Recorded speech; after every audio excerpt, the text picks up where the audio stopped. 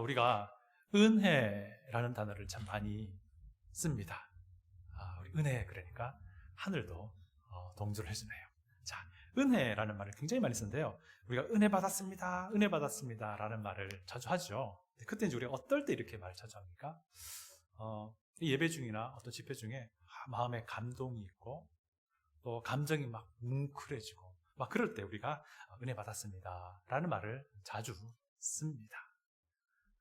원합기는요, 우리 안에 일어나는 감동, 감정의 고조, 그리고 뭉클함이요, 항상 하나님의 말씀 안에서, 성령님의 역사 안에서 일어나길 원합니다. 또 어떨 때 우리가 씁니까? 그날따라 설교의 내용이 내가 평소에 생각하고 내가 평소에 고민하던 그 문제를 다룰 때 은혜 받았습니다 그렇게 말을 하지요. 바라옵기는요, 우리가 평소에 생각하고 평소에 고민하는 그 주제들이, 그 이슈들이 하나님의 말씀 안에서 해결되는 역사가 우리가 있기 원합니다. 또 이렇게도 우리가 말합니다.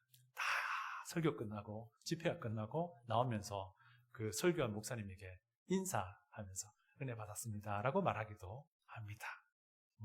괜찮습니다. 네, 목사를 위로해 주는 그 말씀 좋습니다.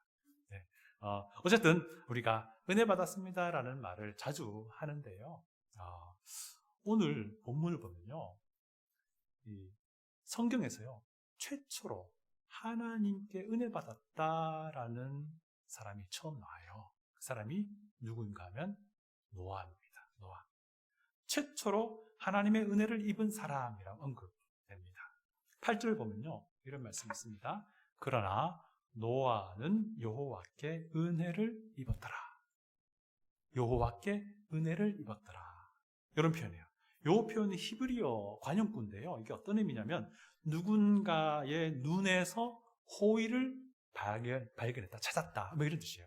누군가의 눈에서 호의, 은혜를 찾았습니다, 봤습니다, 이런 뜻이랍니다. 그럼 이제 그 누군가가 누구냐에 따라서, 누구의 눈에 따라서 달라지겠죠. 만약에 오윤희라는 사람의 눈이라면 그거 은혜가 아닙니다. 그렇죠? 그렇지만 하나님의 눈에서 우리가 발견한 것이라면 그것은 정말 어떤 것도 설명할 수 없는 하나님의 호의이며 하나님의 은혜가 될 것입니다. 오늘요, 우리가 저와 함께 인류 최초로 하나님의 눈에서 하나님의 호의를 발견한, 찾아낸 이 노아의 이야기를 통해서 이 은혜를 입은 사람이 어떤 사람인지 함께 나누고자 합니다. 여러분, 노아는 하나님과 동행했다라고 했습니다. 두 번째 사람이죠, 이것도요. 노아는 동행한 사람 두 번째 사람이에요. 이 말이 무슨 말이겠습니까? 하나님의 생각이 노아의 생각이 된 사람인 거예요. 하나님의 뜻이 노아의 뜻이 된 겁니다. 거꾸로 노아의 생각도 하나님의 생각이 맞춰져 있던 사람이라는 것이겠죠. 그래서 오늘 우리가 이 본문 말씀 통해서 이 노아라는 사람을 조명해 보면서 이 하나님과 노아의 관계를 통해서 이 은혜를 입었다, 은혜를 입는다라는 것이 무엇인지 살펴봅니다. 첫 번째는요, 이 하나님의 은혜를 입었다라고 하는 것은요, 하나님이 그러시는 것처럼 인간의 죄악을 똑같이 그렇게 바라보는 사람이에요. 오늘 본문은요, 중간에 끼어 있어요. 아담 이야기랑 노아 이야기 사이에 끼어 있어요. 이게 뭐냐면요, 이 아담 이야기의 결론이 되기도 한다는 말입니다. 제가 오늘 본문을요, 사실 6장 처음부터 해도 되는데 5장 마지막 절을 끼웠어요, 일부러요. 왜냐하면요, 왜냐하면 이것이 이 이야기가 노아 이야기의 결론 부분이기도 하기 때문에 그래요. 또 한편 우리 오늘 본문 6장의 내용은요, 이 앞으로 아담 이야기의 결론이고요, 앞으로 있을 노아 이야기의 또 서론 부분이기도 합니다. 그래서 제가 일부러 노아의 족보가 시작되는 6장 9절부터 12절을 이제 우리 오늘 본문에 끼워놓은 거예요. 이게 무슨 얘기냐면요, 이 아담 이야기의 결론이다 하는 말은 아담 족보에 등장하는 사람들이 살았던 그 카운트 한번 해보면요, 이게 몇 년이냐면요, 1656년이에요. 요 기간 동안의 사람들의 삶을 요약하고 있는 것이 6장 1절부터 8절이에요. 물론 아담 족보 안에는 가인의 이야기도 들어있고요, 셋의 이야기도 다 들어있습니다. 그죠? 그러니까 가인의 후손이든 셋의 후손이든 오늘 보면 6장 우리가 했던 부분을 보면 무엇입니까? 모두가 다 결국 죄악으로 치닫고 있었다라는 결론을 내리고 있는 거예요. 노아 이야기의 서론이라 하는 말은 6장 9절부터 노아 축복가 시작되는데 이 노아 이야기가 그때부터 쭉 본격적으로 나오거든요. 그러면서 이제 무엇이냐면 이 오늘 본문이 이 노아의 홍수 심판의 원인이 되었다고 설명하고 있는 부분이에요. 그래서 이제 노아 이야기의 서론이다라고 할 수 있습니다. 오늘 본문 보면요, 해석하기 정말 거꾸로운 부분이 나옵니다. 여러분 잘 아시죠, 그렇죠? 노아 홍수 심판의 원인은 인간의 죄악이라 세상의 죄라고 말하고 있는데 그 죄가 무엇인지를 소개하고 있는 부분 보면요 정말 이상해요. 하나님의 아들들이요 사람의 딸들과 결혼했는데 그들 사이에 네피림이라 불리는 정말 유명한 용사들이 태어났다는 거예요. 이게 홍수 심판의 원인이라고 얘기하는 거예요. 하나님의 아들들이 과연 누군지, 이 사람의 딸들이 누군지, 그럼 네피림은 도대체 무엇인지 정말 답하기 어려운 난해한 질문만 이 본문 안에 남게 돼요.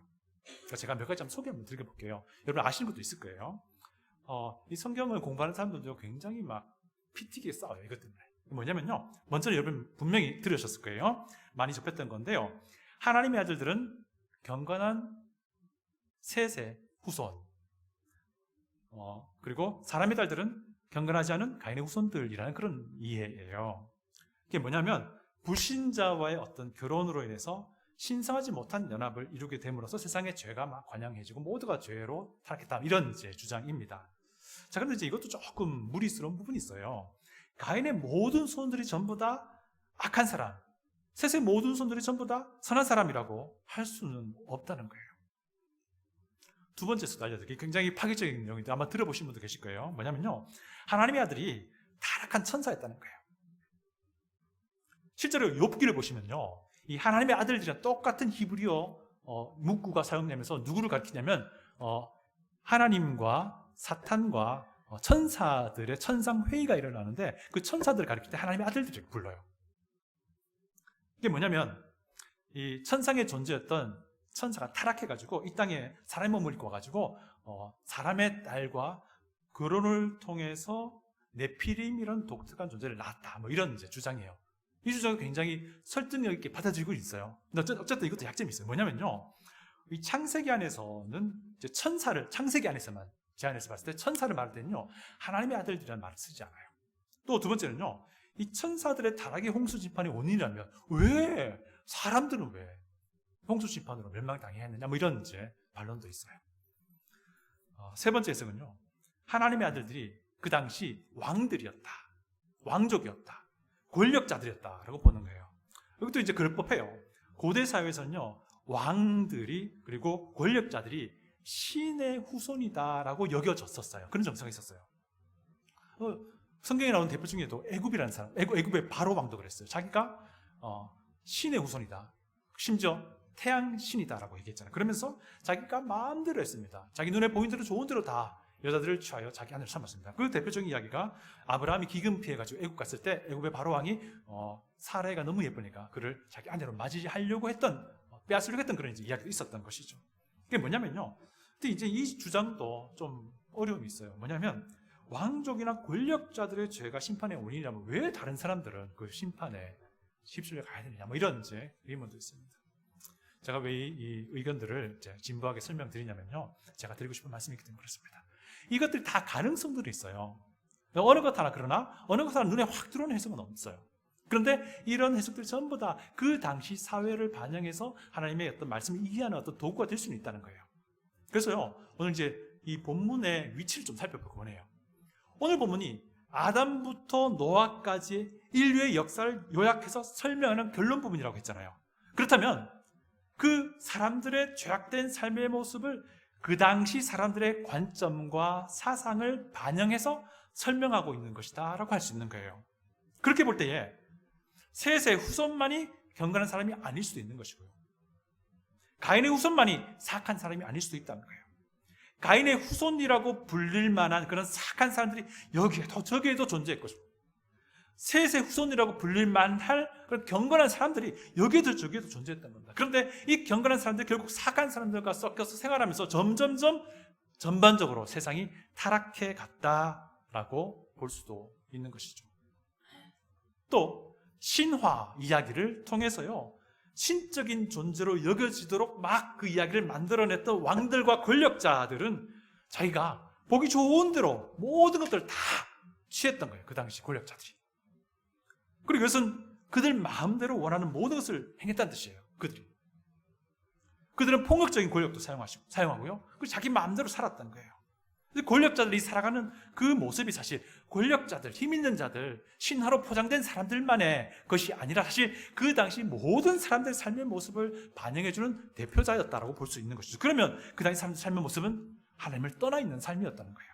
점점점 그들의 권력자들이 그랬던 것처럼 폭력과 더러움으로 가득 차 있는 그런 세태를, 아담의 후손들의 세태들을 보여주고 있는 부분이라고 할 수 있죠. 창세기 처음부터요 6장까지를 쭉 이렇게 연속해서 쭉 읽어보면요 죄가 점점 확산되는 것을 우리가 발견할 수 있어요. 처음 인류가 범한 죄는요 어떻게 보면 개인의 죄라고도 할 수 있어요. 물론 이것이 전체로 다 퍼지긴 했지만요 개인의 죄라고 할 수 있어요. 하와의 개인죄, 그것이 아담의 개인죄가 되었어요. 그런데 이것이 보십시오, 그들의 자녀인 가인과 아벨의 죄로 넘어옵니다. 그러면서 이것이 죄가 형제 차원의 어떤 가족 차원의 죄로 확대되는 모습을 우리가 발견할 수 있잖아요. 근데 여기서 끝나지 않습니다. 가인의 족보에 나오는 라멕 이야기 우리가 알잖아요. 이게 뭡니까? 인류의 이 죄가, 개인적인 죄로 시작했던 이 죄가 이제는 씨족 집단으로 확대되는 것을 우리가 보여주는 부분을 할 수 있는 거죠. 그리고 오늘 본문 보니까 이 인류의 죄가 이제는 인류 전체로 다 확산됨을 우리가 알 수 있고 발견할 수 있는 것입니다. 이게 뭐냐면요 6장에서 하는 말은 인류의 모든 사람들이 다 점점점 타락해 내려가고 있었다라고 하는 거예요. 이 이야기를 지금 하고 있는 겁니다. 또 한 가지 재미있는 건요 인류의 이 창세기는 범죄 패턴이 똑같아요.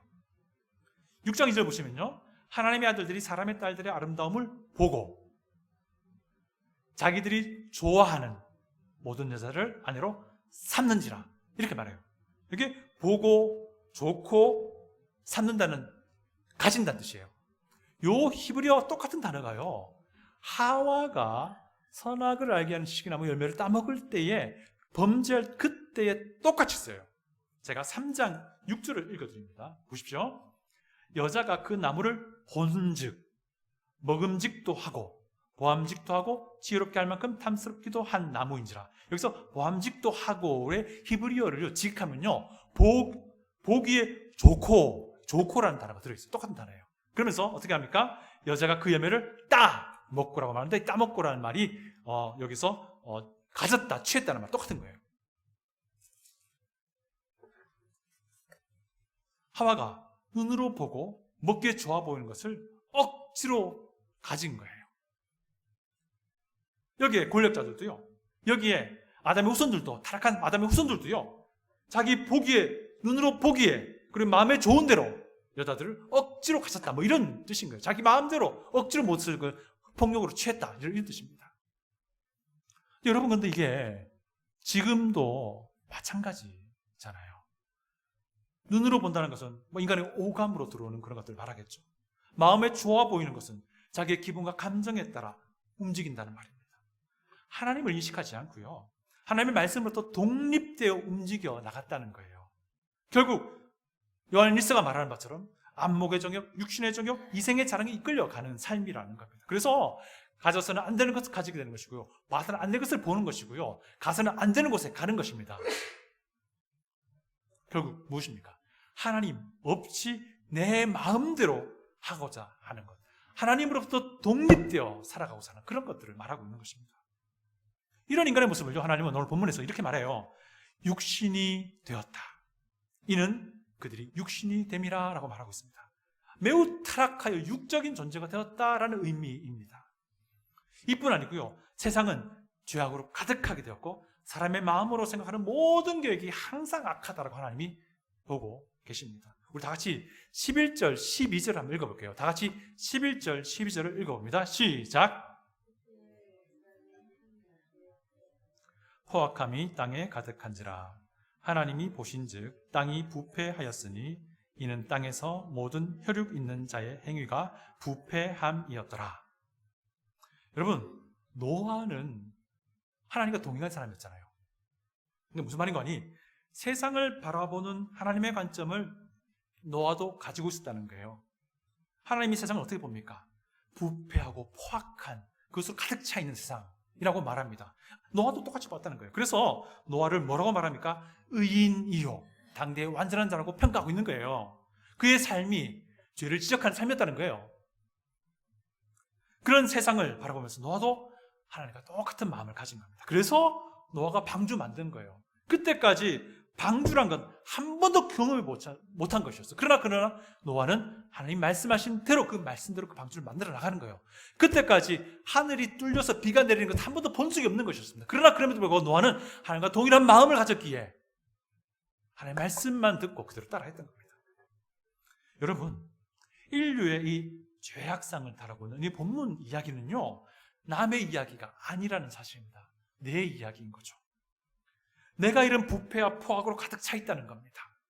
내가 바로 그 사람, 내 마음대로 하라는 그런 사람이다 라고 하는 겁니다. 이것을 내가 인정할 수 있다면요, 세상을 이렇게 원래 만들지 않았던 그 하나님을 찾고자 하게 될 겁니다. 알고자 하게 될 겁니다. 이런 사람이요, 하나님의 눈에서 호의를 본 사람인 거죠. 여러분, 하나님께 은혜를 입었습니까? 두 번째는요, 하나님의 은혜를 입은 사람은 죄악에 대한 심판이 있음을 압니다. 인간의 죄가 심각하다, 뇌의 죄가 참 심각하다라는 것을 알면요, 그 죄의 끝도 있다는 것을 알아요. 하나님의 심판을 말합니다. 하나님의 심판이 곧 있을 것임을 안다는 겁니다. 여러분, 하나님께서요, 세상의 죄가 관영한 걸 보시고요, 매우 슬퍼하십니다. 6절 보면요, 한탄하고 근심하세요. 이것은요, 하나님의 슬픈 감정을 표현하는 문학적인 표현입니다. 그리고 하나님은요, 자신의 하나님됨에 따라서, 자신의 속성에 따라서 죄악된 인간을 심판하기로 결정합니다. 하나님과 동행했던 노아도 마찬가지였던 거예요. 노아는 의인이고 당대에 하나님께 의로움을 받은 사람이었어요. 이게 같은 말이잖아요. 3절 보십시오. 여호와께서 이르시되 나의 영이 영원히 사람과 함께하지 아니하리니 이는 그들이 육신이 됩니다. 그들의 날은 120년 될 것이라고 말합니다. 여러분, 이게 무슨 말입니까? 죄악으로 가득한 사람들 향해서 하나님은 내 영이 더 이상 그들과 함께하지 않을 거야 라고 말합니다. 이게 뭐냐면요, 더 이상 성령님께서 그들과 영구히 함께하지 않겠다는 말인데, 이것은 사실은 아담이 범죄했을 때 이미 예견된 것이었습니다. 네가 이것을 먹을 때 반드시 정령 죽을 것이다 바로 한 것이 라고 말씀하신 것이 바로 이 죽음이에요. 성령님이 함께하지 못하는 그런 죽음을 말하는 겁니다. 심지어 구원받은 이들에게도 구약시대에는 성령님이 함께하지 않습니다. 영구히 함께하지 않으세요. 필요에 따라서 왔다가 다시 하는 거예요. 이것이 신약 성도들과 다른 부분, 이것은 나중에 우리가 다룰 부분이 있을 거라고 생각합니다. 자, 그리고 이 구절은 이거 말합니다. 120년 뒤에 하나님의 심판이 있을 것이라고 예언하고 있잖아요. 그들의 날이 120년 될 것이다. 이게 무슨 말입니까? 120년 뒤에야 심판이 있을 것이다라는 말이에요. 땅에서 호흡하는 모든 것을 홍수로 심판하시겠다는 그 홍수 심판을 120년 뒤에 실행하겠다라는 하나님의 말씀입니다. 또 7절 보시면요, 굉장히 무서운 말씀이 있습니다. 이르시되 내가 창조한 사람을 내가 지면에서 쓸어버리되 사람으로부터 가축과 기는 것과 공중의 새까지 그러하리니 이는 내가 그것을 지었으면 한탄한다라고 말합니다. 여러분, 이 죄에 대한 심판이 있다는 것은요, 죄가 그치게 될 마지막 때가 있다는 것을 아는 거예요. 죄가 그치게 될 때에 그 범죄한 이들이 영원한 멸망에 이르게 될 것임을 아는 겁니다. 한편 정말 죄를 심각하게 여기고 죄에 대한 심판이 있다는 것을 인정하는 사람은요, 그 죄의 심판이 있을 그날을 준비하게 될 거예요. 그날을 준비하게 될 겁니다. 그런데요, 노아 때의 사람들은 그 마지막 그들에게 닥칠 홍수 심판, 120년대에 일어날 그 홍수 심판에 대해서 아무런 생각하지 않았다라고 예수님이 설명해 주십니다. 천년만날 그렇게 살아갈 것처럼 얘기합니다. 예수님은요, 인류의 마지막, 우리에게 해당되는, 우리에게 있을 마지막 그 심판을 말씀하시면서 노아 때 사람들도 그랬다 말해요. 제가 마태복음 24장 37절부터 39절을 읽어드립니다. 들어보십시오. 노아의 때와 같이 인자의 임함도 그러하리라. 홍수 전에 노아가 방주에 들어가던 날까지 사람들이 먹고 마시고 장가들고 시집가고 있으면서 홍수가 나서 그들을 다 멸하기까지 깨닫지 못하였다라고 예수님이 말씀하고 계세요. 하나님의 심판이 행해질 마지막 때가 분명히 있습니다. 그런데 노아 때 사람들은요, 그거 생각하지 않고, 그거 준비하지 않고 그냥 흥청망청 살아갔다는 그 얘기하고 있는 거예요. 여러분, 하나님의 심판이 분명히 마지막 때에 있을 거예요. 여러분, 그 마지막 때가 있을 것을 알고 있습니까? 마지막 심판에 대해서 준비가 되어 있느냐 하는 말입니다. 여러분, 하나님의 눈에서 호의를 발견한 사람은요, 마지막 날이 있음을 알고요, 그 날을 준비한 사람입니다. 여러분, 하나님께 은혜를 얻었습니까? 세 번째, 하나님의 은혜 입은 사람은요, 하나님이 주시는 기회를 아는 사람이에요. 6절을 보면요, 하나님이 이렇게 말씀하십니다. 내가 창조한 사람을 내가 지면에서 쓸어버리겠다. 이 쓸어버린다로 번역된 히브리어 단어는요, 마카 이런 단어인데요, 매우 극단적인 뉘앙스를 가진 동사예요. 번역이 잘 돼 있어요. 제가 가진 ESV 영어 성경도 blot out이라고 번역하고 있는데 굉장히 잘 번역한 것 같아요. 그런데 이제 이 짧은 글 안에서요, 요약하고 있는 이 글 안에서 하나님이 급격한 감정적인 표현을 하다 보니까 오해가 생길 수도 있는데요. 뭐냐면요, 하나님이 너무 성급하게 즉흥적으로 심판 결정한 거 아니냐라는 그 생각도 할 수 있는데요. 사실 그렇지 않아요. 하나님은요, 120년이라는 시간을 그들에게 주셨어요. 그들의 날이 120년 될 것이다 말했잖아요. 지금 당장이 아니고 120년 뒤에 심판이 있다라는 건데, 이게 무슨 말이겠어요? 120년 기간을 그들에게 기회의 때로 하나님이 주셨다라는 거예요. 그런데요, 성경을 정말 잘 따져보면요, 120년만이 그들에게 주어진 기회가 아닙니다. 아담부터 노아의 홍수까지 계산하면요, 아까 말씀드린 것처럼 1656년 되는데요, 아담 범죄, 가인 범죄 제한다 하더라도요, 약 1500년 가까이를 하나님은 기다리고 계셨던 거예요. 오늘 이 본문은 아담의 후손의 삶을 요약하는 거잖아요. 그들은 아담 범죄 이후부터 한결같이 하나님을 떠난 삶을 살았습니다. 한결같이. 그래서요, 홍수 심판이 그들의 인생 가운데 벌어졌다 하더라도 그들은 아무런 변명의 여지가 없는 사람이라는 사실입니다. 그러나 하나님은 이 기간을 기다리고 계시던 겁니다. 이 기간 전체가 범죄하고 타락한, 한결같이 하나님을 떠나고 있었던 그 사람들에게는요, 기회였던 거예요. 오늘 보면 또한 아담 이야기의 결론입니다. 바로 그 전에 아담 족보가 소개됐잖아요. 왜 그렇게 배치를 했겠을까요? 그건 뭐냐면요, 홍수로 인류를 심판하시겠다는 하나님의 결정이 매우 실망하고 매우 근심하신 하나님의 그 즉흥적인 결정이 아니었다는 걸 보여주는 거예요. 약 1500년의 시간이 그들에게 주어졌던 겁니다. 회개의 기회로 말입니다. 사랑하는 여러분, 노아의 홍수 때처럼요, 지금도 마찬가지 때입니다. 하나님의 심판의 때는 이미 정해져 있어요. 우리에게 분명히 다가올 겁니다. 우리가 다만 그때 정확하게 언제인지 모를 뿐입니다. 그래서 우리 측면에서는요, 그 심판의 때가, 그 마지막 때가 계속 지연되는 것처럼 보이기는 합니다. 그러나 이 시간이, 이 지연되는 이 시간이 우리에게는 하나님이 주신 기회의 시간이라는 겁니다. 이 회개의 기회에 예수 그리스도 십자가를 통해서 하나님의 눈에서 은혜를 찾으라는, 은혜를 보라는 바로 그 시간으로 우리에게 주어진 것입니다. 이렇게 은혜를 찾았기에 우리는요, 지금도 매일매일 하나님의 말씀을 통해서 우리의 생각과 우리의 마음과 우리의 뜻을 하나님의 뜻에, 하나님의 생각에 자꾸 조절해 나가잖아요. 여러분, 그렇습니까? 여러분, 우리가 어떤 사람입니까? 지금이 회개의 기회임을 알아야 하는 거예요. 하나님의 눈에서 호의를 발견해야 한다는 겁니다.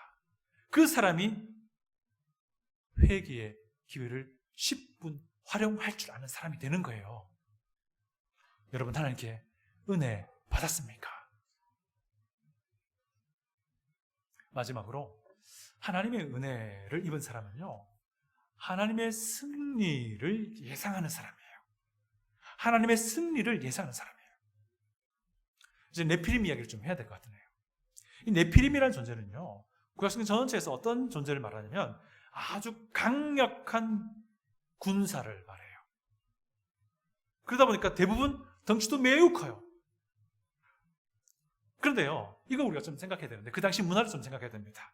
당시의 기준으로요, 그 옛날부터 전해오던 오래된 신화 이야기들을 통해서 이런 사람들은요, 신적인 존재가 인간과 결혼해서 낳은 자녀라고 알려져 있었어요.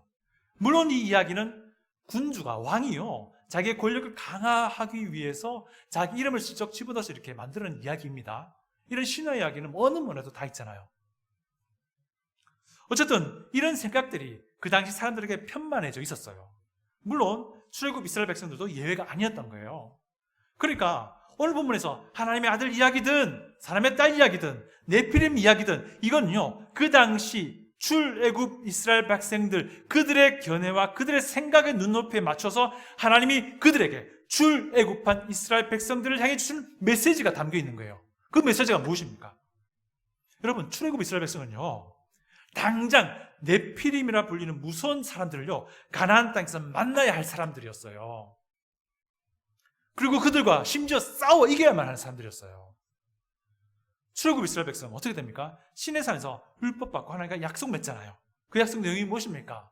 내 말에 순종하면 내가 너희 하나님 될게. 너희가 심지어 가나안 땅에서도 내 말에 순종하면 내가 너희 하나님 되어서 너희를 보호해줄게. 이거잖아요. 그런데 요 약속이 끝나고 얼마 지나지 않았어요. 그들이 가나안 땅을 탐지, 정탐하는 일이 벌어져요. 이거 잘 알잖아요. 여호수아와 갈렙 이야기입니다. 이거 신명기 1장과 민수기 13장에 나오는 이야기인데요. 우리 잘 알잖아요. 그때 갈렙과 여호수아가 정말 멋진 말 있잖아요. 그들은 내 밥이다. 기억나시죠? 그런데 10명의 정탐꾼은 다른 의견을 내잖아요. 거기서 네피림 후손인 아낙 자손의 거인들을 보았나니 우리는 스스로 보기에도 메뚜기 같으니 그들이 보기에도 그와 같았을 것이다 라는 의견을 내요. 그리고 결국 어떻게 합니까? 이스라엘 사람들은 그 10명의 의견에 손을 들어줍니다. 그 일로 인해서 어떤 일이 벌어집니까? 40년 동안 광야를 떠돌 수밖에 없었습니다. 연단시키시려고요. 그리고 그 사이에 어른들은 다 싹 다 죽습니다. 누구 빼고요? 여호수아와 갈렙 빼고. 그들만이 가나안 땅을 밟게 되고 그들은 40년 전에 보았던 그 네피림과 그 가나안 땅에서 싸우는 거예요. 이렇듯 출애굽 이스라엘 백성은요, 필연적으로 네피림이라 불리는 이 용맹한 사람들과 싸워야 할 사람이었던 겁니다. 이런 출애굽 이스라엘 백성에게 하나님은요, 홍수 이전 그리고 홍수 때에 하나님이 그 네피림 이야기 해주는 겁니다. 그리고 하나님의 능력으로, 하나님의 그 심판으로 이 네피림이라는 존재 자체도 다 싹 다 심판의 대상이었다라는 것을 출애굽 이스라엘 백성에게 알려주는 거예요. 그게 무슨 메시지입니까? 이겁니다. 너희들 앞으로 네피림을 만날 건데 그런 거대한 사람 만나더라도 걱정하지 마. 이 메시지 주는 거예요. 출애굽 이스라엘 백성들에게. 너희들이 넘지 못할 산이라고 이어지는 그 네피림 만나더라도 두려워하지 마. 겁내지 마. 이 메시지 주는 겁니다. 너희들은 나에게서, 내 눈에서 은혜를, 호의를 본 출애굽 구원 경험한 백성 아니냐? 꼭 마치 노아가 내 눈에서 호의를 본 내 사람이었던 것처럼, 그때 내가 네피림을 단번에 쓸어버렸던 것처럼 지금도 너희 앞에 곧 있게 될 그 네피림을 한 번에 쓸어버릴 거야 라는 메시지를 출애굽 이스라엘 백성이 하고 있는 겁니다. 근데 이 메시지가 출애굽 이스라엘 백성들에게만 주는 겁니까? 그렇지 않아요. 지금 현재 우리에게도 똑같은 메시지를 주는 겁니다. 사랑하는 성도 여러분, 하나님께 은혜를 입은 사람입니까? 세상의 죄악된 모습 보면서 나도 그런 죄악된 인간인데 라는 것을 인정합니까? 그런 죄악된 세상 보면서, 그런 죄악된 나를 보면서 이 죄 가운데 넘어져 있는 나를 향해 하나님의 마지막 심판이 있는데, 그 마지막 때가 있는데 라는 것을 인정합니까? 마지막 때 오기 전인 지금이 바로 하나님이 나에게 주시는 회개의 때임을 인정하고 알고 있고, 그 회개의 때에 하나님의 눈에서 예수 그리스도의 십자가를 통해서 하나님의 눈에서 그 은혜를 발견했습니까? 하나님의 눈에서 하나님의 은혜를 찾았습니까? 예수 그리스도 안에서 하나님의 구원을 경험했느냐는 말입니다.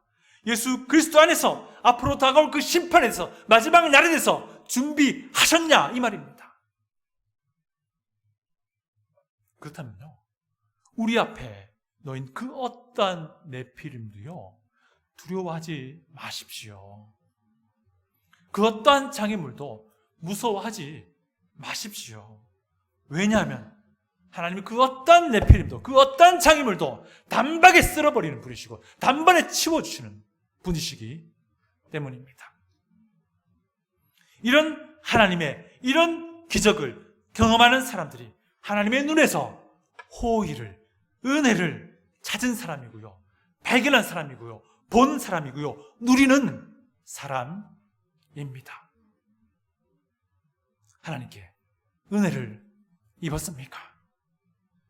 다시 기도하겠습니다.